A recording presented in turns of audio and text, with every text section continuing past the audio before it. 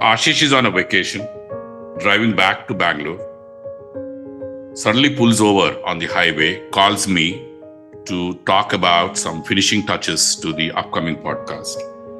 Pankti is entertaining guests at home, family and friends, and steps away from the social event, goes into a different room, suggests some final touches to the upcoming podcast script.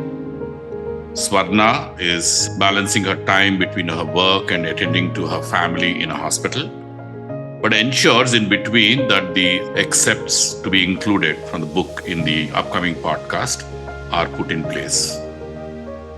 Madhuri is very busy with her professional work, busy also with a family wedding, but ensures that all the edits of the stories in the book are edited and ready on time. I am blessed to be working with a wonderful team which is working from the heart, bringing their exceptional skills to the table, ensuring that this Unleashed podcast series reaches you. They're also working very hard to ensure that the book project as well as the project of all the interviews to be available on the LMS platform is ready and goes live on time. Ashish brings exceptional skills of design, exceptional skills of digital marketing, in-depth knowledge about how to launch and manage podcasts. He's constantly challenging me, pushing me, full of ideas, full of inputs, and it's been an exceptional learning journey for me. Madhuri has been my writing mentor and over the years has gradually helped me to raise my writing standards as well as my communication skills. Pankti and Swarna are young professionals, full of enthusiasm, full of ideas, bubbling with energy, and they're above their energy on me. They are so detailed, so good at what they do. This podcast series is blessed to have their presence in that. Your team is what you are. This whole podcast series and the upcoming book project wouldn't have been possible without this exceptional team. Welcome to the new episode of Unleashed. In this episode, we talk about the importance of people in building world-class organizations. We talk with Kris and Shibu. They share their perspectives, their experiences of building a great team, a team which has made Infosys the best in the world. We also continue our reflections with Shiv. Shiv talks about his experiences of building a strong team which is now taking Exotel to a next level. I will also share some exceptional insights from Raju Venkataraman around people, around his perspectives around how to groom and build people. And we are also adding a new guest, Sandeep Maini, chairman of Maini Group. Maini Group is known for its high precision engineering solutions to variety of industries, including aerospace, including automotive industries, and many more. Bringing in right people and letting them work is central to success. I reflected these aspects of bringing in the right people and building a strong team with Kris and Shibu. I think like now today there are so many founders who are very passionate about their problem they are bringing in and they build a team over a period of time. And you are funding so many of them, you are grooming so many of them. One of the things I'm now learning is even as they build their products, this institutionalization, putting systems, processes is an absolute must. You also identified the need for leaderships very early and you groomed them, partly recruited them, groomed them, and then and you brought in also outside in people, many of them, to really build it. Again, I'm just asking, like you deal with so many startups, you deal with so many new generation businesses. Any thoughts of how your journeys can be now utilized by them? Because they come very, very passionately about the problem they are solving, but they have to finally build a successful institution. See, I find that those founders who are willing to listen, who are willing to learn, who are willing to correct themselves as they learn, I think those are the ones which are going to succeed, who continuously improve, innovate, they are the ones who will do well. And they also understand their own personal limitations. Nobody can do everything by themselves. Yeah. Nobody is good at everything. Yeah. So understanding the personal limitations and surrounding yourself with people who can support you, who can help you. When I look at a founder, what I look for is it a person who does everything by himself or herself, or he is focused on grooming people and bringing people up? I think when I find somebody who is willing to groom people, willing to put in systems in place, that's what we tell them. This is what needs to be done. Very interesting. I think many of them are more around how good they are about what product they come. But I think what you're really saying, how is he building people? How is he putting systems to scale up whatever that idea was? And I think that's a key point you're saying. Yeah, and you have to create multiple engines of growth, right? Correct. So you need to bring people with different skill sets or even exceed your own skill set in the area that you are expert of, so that there's continuous improvement, etc. And the leader's role is to create spaces for other people to excel. Exactly. Right? So that's what you need to do. You need to identify these people and give them space to do well, encourage them. And humility to learn, no, that is very important. I think absolutely. What happens with the founders is that, especially when they succeed, there is this thought that it is my idea, my vision, and we have this hero worship syndrome, so that also leads to this. So then people, and actually 90% of the founders cannot become CEOs. Because the skill sets which are required for a software engineer versus the skill sets which are required for a project manager versus a delivery manager versus a division manager versus a division. You look at it, they are so different. There is no comparison between the skill set which is required for a software engineer versus what the CEO needs. Right? Completely different. How do you acquire that? 90% of the founders don't acquire it. Yeah. They get stuck because it's huge amount of transformation. It's a simple realization that there are so many people who are helping you continuously. Absolutely. And I think that humility is what I think is like he's saying some people are missing, saying I am achieving something. And I think that's where probably they struggle. And you so truly said, every time I think about any getting job done, you're only some friend, there are 200 other people enabled that to that particular solution to happen there. And I think I'm now really connecting your journeys in Infosys, that humility was the key, and in humility and gratitude that whole set of people can bring to that, I think is the key backbone to have really made a change, which no other companies probably accelerated this change. And that's my observation of the company, working with all you wonderful gentlemen there. I think I've not seen that kind of accepting and humility, but at the same time, so structured and systematic in getting things done. So I think that's an amazing combination. And we were also willing to share wealth, right?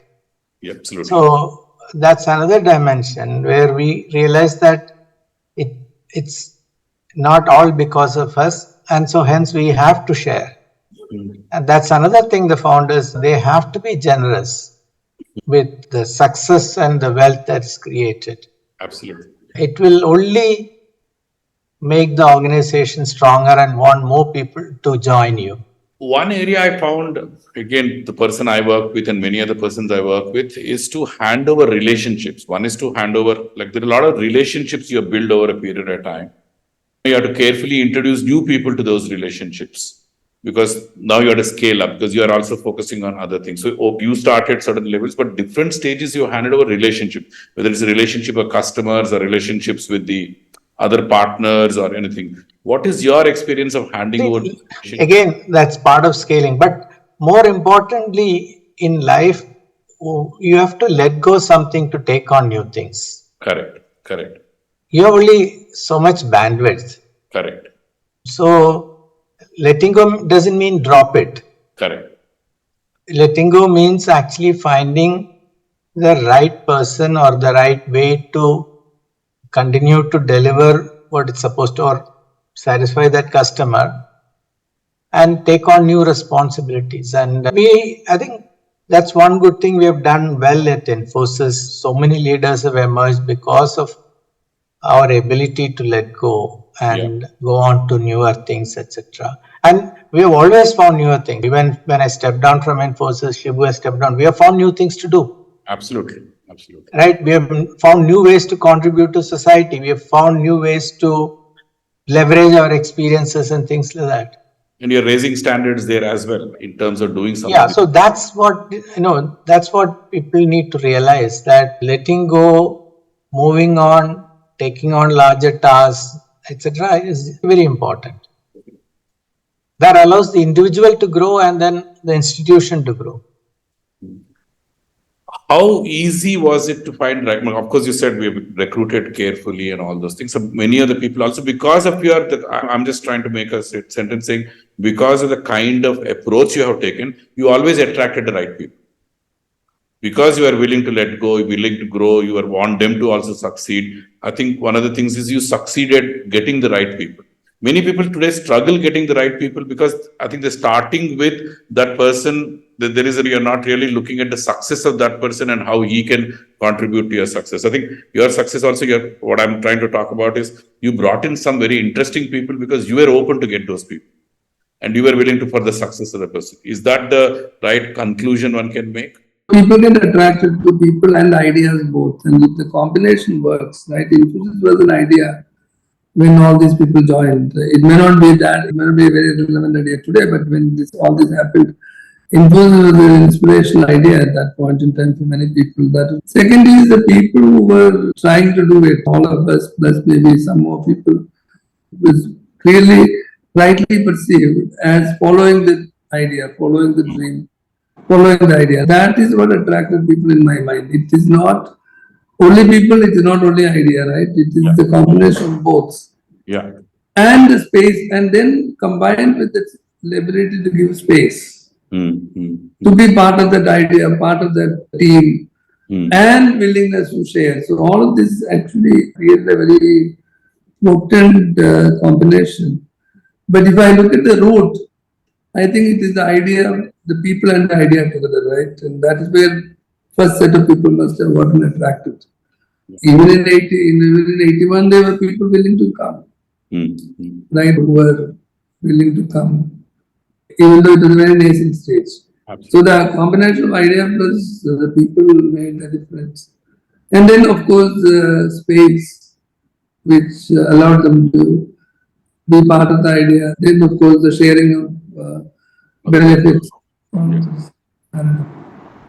See, we have always not got the best of people. There have been mistakes also. May not be immediate, but over time. See, the horizon for their meeting, their aspirations may have been different at different points of time. When the CEO is there for the next 5 years, the next level knows that they can't become CEO. So you expect some people to leave.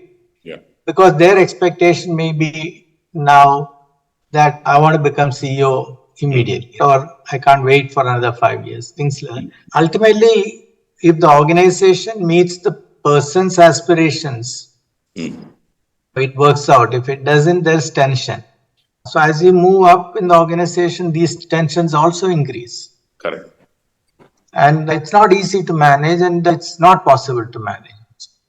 You want people who are high performers, who have high aspirations, who challenge themselves, who are passionate, and it's possible that you will lose them also. The belief, and like you said, it's they are all seeing the being together is where the idea itself is a big thing, and the passion for that. The idea and purpose matters because if some people at least will become patient because of that. Yeah.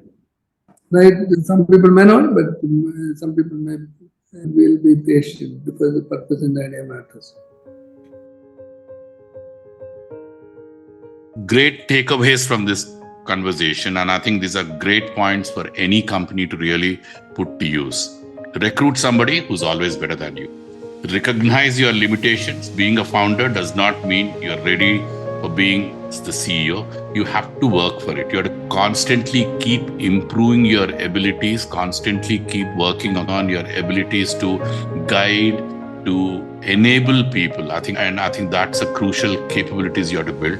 Humility that you need to learn is very critical. Only when you let go will you have better things to do.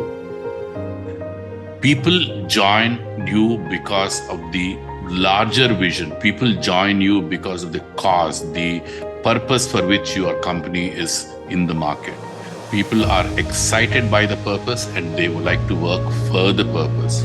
Your role is to ensure that they get the right platforms. Your role is to ensure that their professional and financial growth is well taken care of. Even in the previous episode where we talked about how a leader should be spending time, Raju Venkataraman brings in a very important perspective of how leader has to spend time grooming, building people. Only when you build the people is the organization ready to grow. My reflections with him highlighted how he spent time on building the right teams, invested his time into grooming them, invested in the time to building the right culture around which the people will work. Here are some interesting reflections he shared about people. You build so many organizations, pioneering BPO, pioneering outsourcing to building something for ICICI, and then now you're Medall. In all these journeys, obviously, there's a passion to build what you wanted to solve in the market. And at some point in time, you start building a team around it. Some point of time, you start bringing in new people who probably run with things.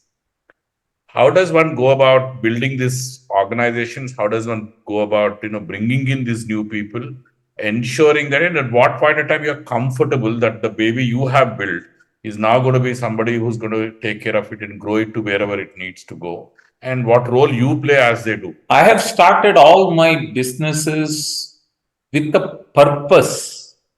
In my mind, passion is a necessary competence that is required. But if the purpose is clear, then the journey becomes very exciting. Absolutely. And the purpose that I had was to bring jobs to India. So that was the purpose with which my first company was started. And there were technological disruptions that were happening. Correct. So spotting those, and I had enough competence. So you need passion, competence, and commitment. So coming back to your thing, I built the organization with a constant philosophy of teachable point of view. Correct. And building a leadership engine. From the first company, second company, third company, the amount of time I gave was disproportionate to the revenue generation and the profitability. But it was the fact that we have to scale very fast. At the same time, many of the places that I went to didn't have industry leaders who could just come in. So it was good and bad. The good part is you trained young people. I trained young people into that. And a culture in the organization that was put from day one. So the leaders, and some of them grew, and the organization started performing. But as every organization requires change constantly, and I was smart enough to bring advisors to me because I knew my blind spots, or I know that I don't know certain things. So I think that is a very critical thing in the entrepreneur's journey, to recognize that I know that I don't know. And sometimes I don't even know what I don't know. Correct. Right? Correct. And those are the places we need to get help from, while we can provide the energy.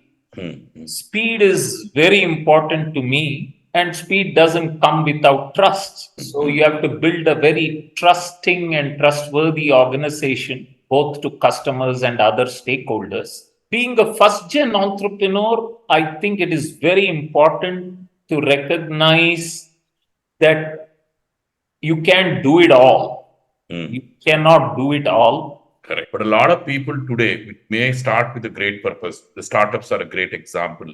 And they don't have that experience of building an organization. Also, you early said recognized, and I think which is something I find a lot of startups don't have in place, is that you recognize that everything cannot be done. But there are many things I don't know. I don't even know many things I don't know. So therefore, I have to surround myself with the right talent to ensure that is done. And those elements are brought in. Many people who believe that they are founders, they believe that they are innovators, they start thinking that they know every aspect of building a company, and that's where again they fail.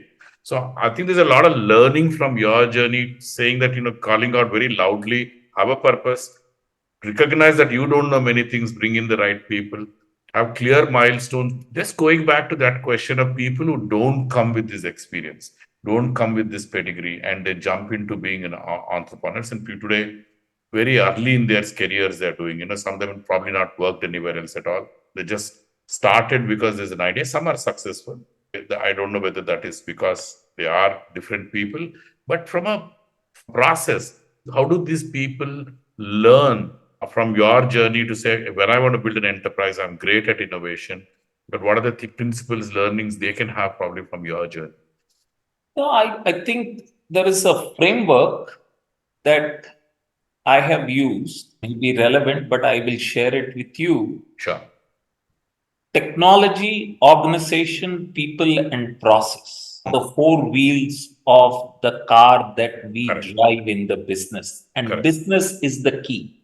Correct. Stakeholder value creation may not be linear, but the direction that we choose is more important than speed. And then speed is very important. Correct.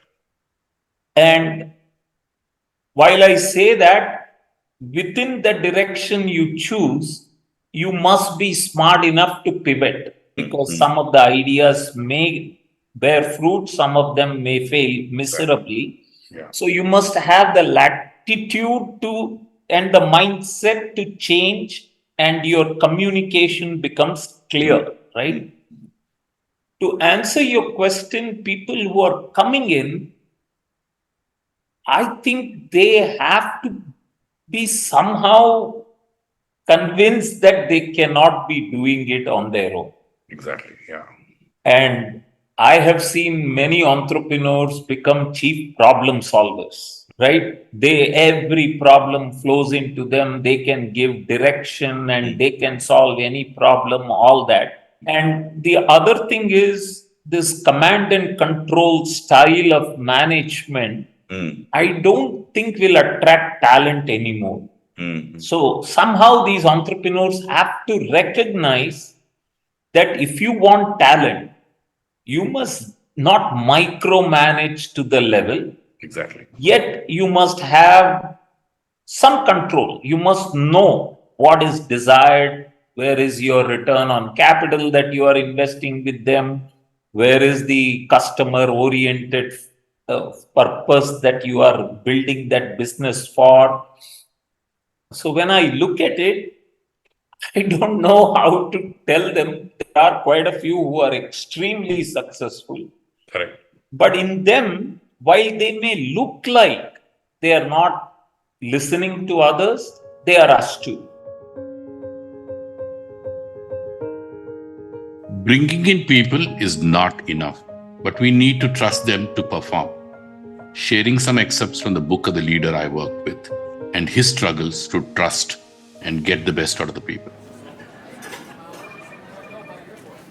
Aditya was barely in his seat at the cafe when he began. I thought we could focus today's session on how it's going with Liz. Liz was his new marketing head and she came with a great track record. John did not interrupt him. For the life of me, I can't understand why she can't own the outcomes if I give her a piece of advice. I was only trying to help her. What was your friendly piece of advice? Said John. That we need to highlight our credentials. Without them, how can prospects know that we are good? If we highlight this, our experience and our customer base will do the talking for us. Time for a real life story, Aditya. A friend in a large corporation found himself in a similar situation, like your Liz, with his manager. Now, the manager is a reputed leader in the industry, not just a leader, but iconic. The leader interfered at every step, offering advice about how things must be done. So he gave some advice, said Aditya. What's the harm in that? However, John ignored the interruption. These happen to be tactical suggestions. My friend is a highly experienced professional.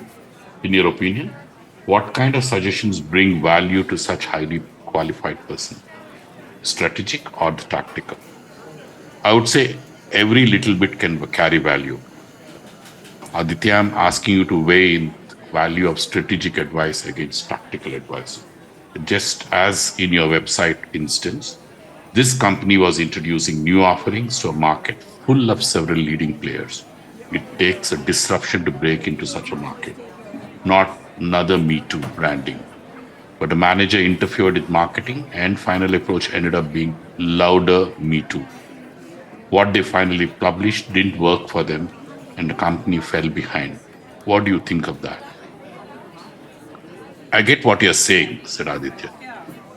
The real question is, did you listen to Liz's views? Did you let go of things? I'm finding it difficult to let it go, isn't it? Let the professionals do what they do best. Hold them accountable for outcomes. Certainly provide your inputs, but let them decide whether to use them. Ideally, stay away from the how. I suppose I'm not giving them the reins, but I'm holding them accountable, said Aditya. When I intervene and impose my views, I automatically take back control. I find that I don't pay as much attention to the outcome and their role.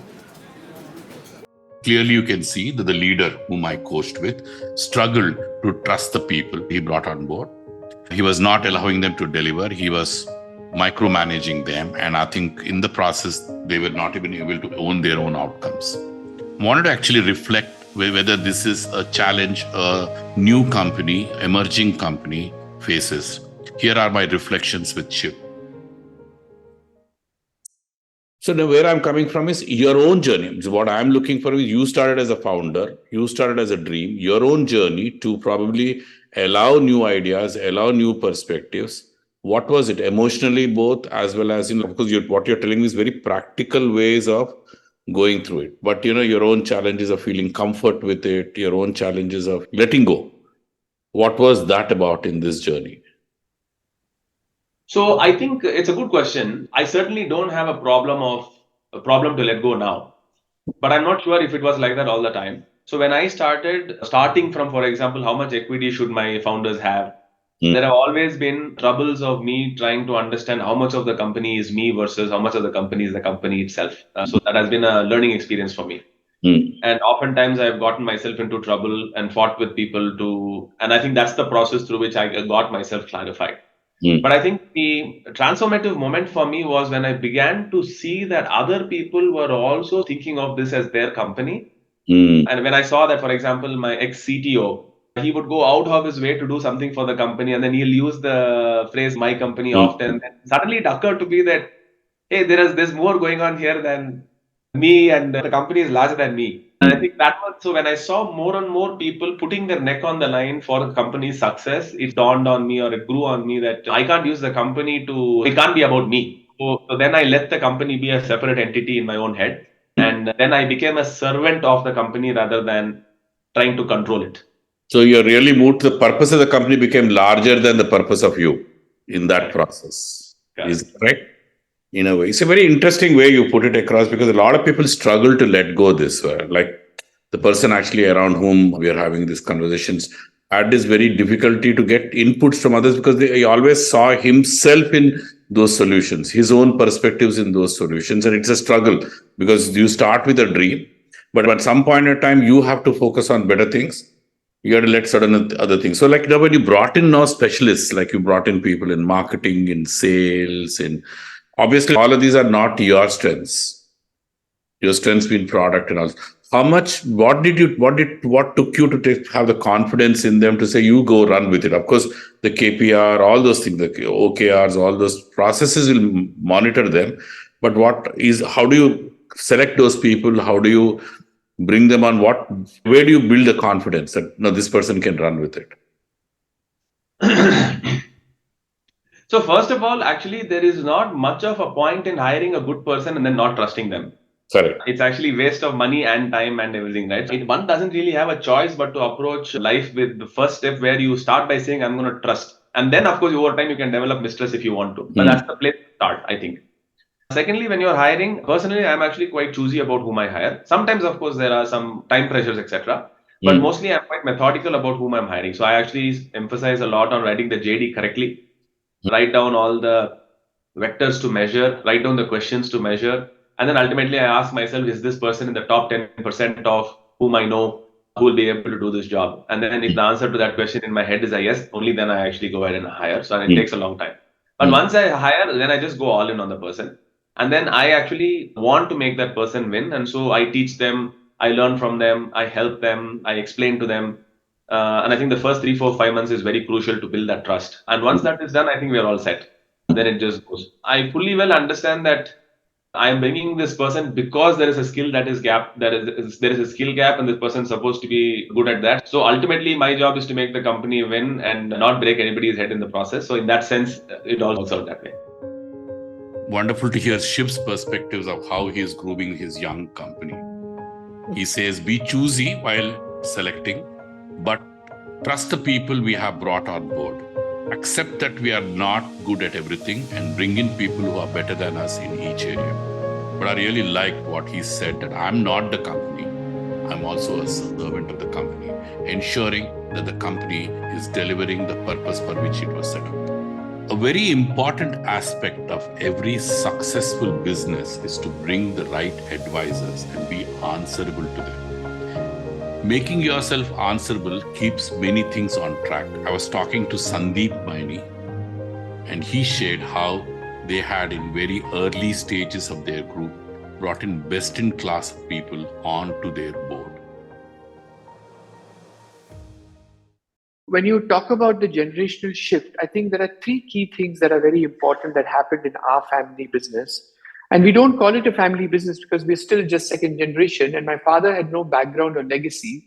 So that has its own advantages because he could charter the way he would like to do things because he was a first generation entrepreneur. And the good thing he did was that well before all these rules, regulations, and compliances came in, and we were very small, even as small as 5 to 10 crores, he created an independent board. Interesting. So our board meetings were not father and son sitting on the dining table. We had independent directors, and they helped us in understanding corporate governance, understanding in our responsibilities above the board working at those days, and taught us a lot about growth and what's the importance of growth and how we could do that. So my father was very far-sighted in that way. He was not a typical first generation entrepreneur who wanted to do everything himself and it was my way or the highway. He actually wanted to build a world-class value company that has an impact beyond business. And that was his goal. And in fact, very early, when he could have easily continued, he even stepped off as chairman. And he got Mr. Noria, who was then the chairman managing director of Crompton Greaves, and who turned around Crompton Greaves and was a case study in Harvard, became the chairman of our companies. And we had very erstwhile professionals like Som Mittal, R. Srinivasan of Vidya, Mr. Saroj Gandhi from Tata's, as our board members, as independent board members, who advised us. And he stepped off as chairman, which today most family businesses look back and say he was really far-sighted. It's a simple realization that, without people, no company can be successful, no entrepreneur can be successful, no purpose will be delivered. It's all people that make things happen. I'm going to read a wonderful mail by Steve Jobs to himself. And it goes like this: I grow a little of the food I eat, and of the little I do grow, I do not breed or perfect the seeds. I do not make any of my own clothing. I speak a language I do not invent or refine. I did not discover the mathematics I use. I am protected by freedoms and laws I did not conceive of or legislate, and do not enforce or adjudicate. I am moved by the music I did not create myself. And when I needed medical attention, I was helpless to help myself survive. I did not invent the transistor, the microprocessor, object-oriented programming, or most of the technologies I work with. I love and admire my species, living and dead, and I'm totally dependent on them for my life and well-being. Cannot be summed up much better than this. This episode is dedicated to the people who make enterprises work, the people who deliver many passions, many visions. And without them, I think the world couldn't have achieved anything. It couldn't have been summarized better than by Steve Jobs' mail to himself.